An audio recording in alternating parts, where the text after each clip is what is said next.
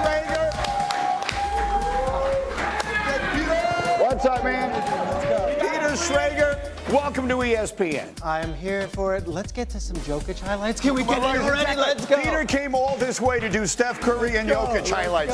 Roll them. We'll get to the football, but we start with the best night of the NBA season, the best night of the year. Steph and the Warriors visiting Memphis, and JWill, Steph just went off. Well, when you're a drop coverage, Zach Edey, chances are Steph Curry's going to get open shots. Not great. All these buckets early, Monica. This is all first quarter stuff here from Steph. Give it up and get it back. The pace of this game was frenetic, but Stephen Curry's control in this one, getting exactly what he wanted. We just highlighted this matchup here, and cashing in, Greeny, disrespectful. Over the 7-4 Zach Edey, and then here's another. Steph, 19 points on 5 of 6 from 3 in the first quarter.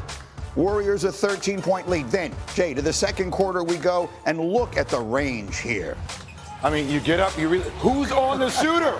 How do you leave a guy who was 19 in the first quarter? The shot was spectacular, but the defense was even worse. And now we're turning defense into offense, going the other way, and it's Steph going to wind up with the bucket again, and the Warriors have a 5-point lead.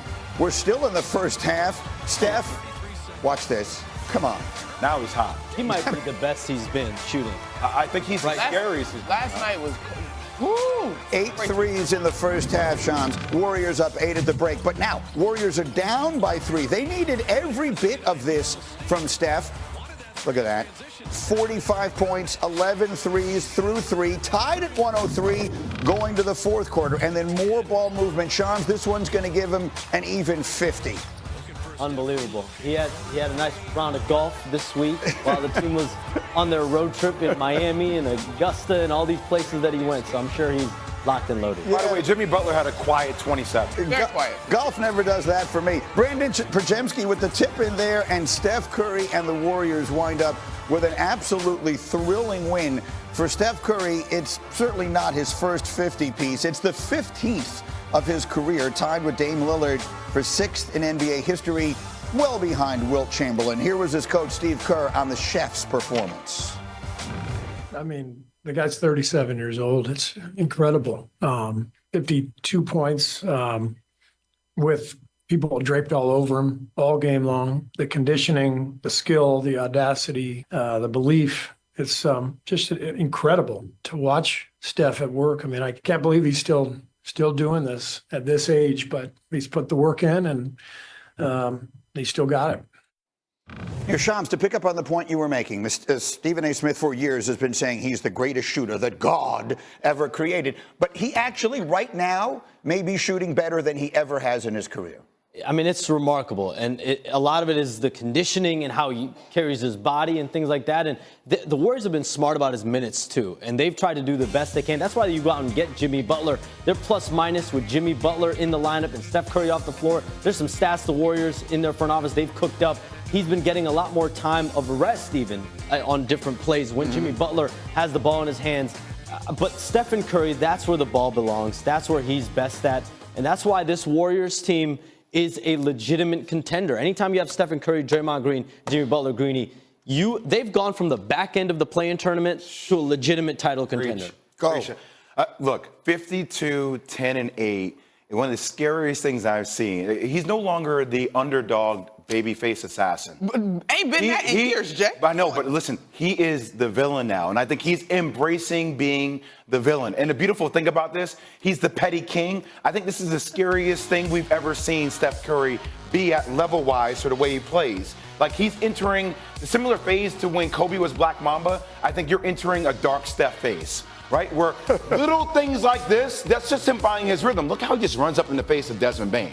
Like, if it's night-night, if it's the trash talking that he has, if it's with Jimmy Butler, if it's with Draymond Green, this is the next iteration of Steph Curry that's trying to win a chip in the next 2 years. Let me put up A19, if we can, by the way, Cindy, because to illustrate the point that Shams was making, you know, we talked so much at the deadline about the trade for Luka, but the reality is the Warriors are 18-2 when Steph and Jimmy Butler play together this season. What is this team becoming right in front of our eyes, Monica? To that end, Greeny, I'll raise you one. They're 12-0. They found a starting lineup that is successful. That's Curry, Butler, Green, Moody, and Podziemski, who was a guy who last year was having a terrific rookie season. This year got up to a little bit of a rocky start, but he's finding his way. Steph was fantastic in this one, but the team in totality, Jay, you mentioned the casual 27 for Jimmy Butler. Draymond Green, a triple-double in this one. And then you look at the guys they've got coming off the bench and Post and Santos that have been able to kind of hold the fort at that 4-5 position, because so many of us have talked about the lack of size with this group. Jay, we have been calling the Western Conference the OKC Invitational for some time. Who's their biggest threat? Golden State. It's with the way they play. Steph Curry has gotten loose and free multiple times in OKC. Jimmy Butler gives you a size issue. The way they play, the versatility, the way they switch everything, positions 1 through 5 with Draymond Green.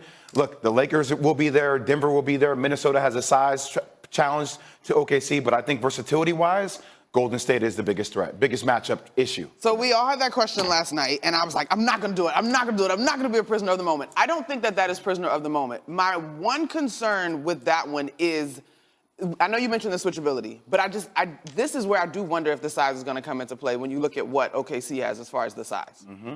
I do, but go ahead, James. This is Jimmy Butler's season coming up. His real season is the NBA playoffs. The one area of concern, though, the last hurdle the Warriors have this year is figuring out how they're going to optimize Jonathan Kuminga. Steve Kerr, that organization, the roster, I'm told, their leadership, they're trying to figure out exactly where he fits in best. Is it the dunker spot? Is it being a slasher? Defender with Gary Payton II out. But he's a guy that started the year with the ball in his hands. He's a guy that feels like he's a star caliber player, a guy like Pascal Siakam, Jaylen Brown. They have not been able to optimize him yet. He's really that last piece that could take him over the top. All right, we'll see what the Warriors can do. But if Steph really is petty and doesn't, is paying attention, let's make him aggravated. Steph, congratulations. You had the second best performance of the NBA night last. 61 from Jokic. All right, we are rubbing and swapping paints in the Western Conference 5-6 seed. It's Steph Curry on a bit of a heater with these Warriors, taking on the Grizzlies, who have lost a couple games straight. If the Dubs win, they are your 5th seed right now in the Western Conference. Works the screen, hits the triple, and then Draymond get it to the hot hand. It's another triple for Steph. All of this action in just the first quarter, but here's a mismatch for Steph, all right, because he's giving up 14 inches to Zach Edey. Doesn't matter. You give him an inch, he'll take a mile, and then he'll take another 3 and likely make that 3. He had 19 points in the first quarter. Ooh. 8 of 10 from distance in the first half. The Warriors were up 74-66 at the break. Vintage Steph. People say sometimes vintage is just another word for old, and I take offense to that. I'm vintage myself. And then third quarter, Steph getting handsy in transition, got it. 45 points through 3 quarters.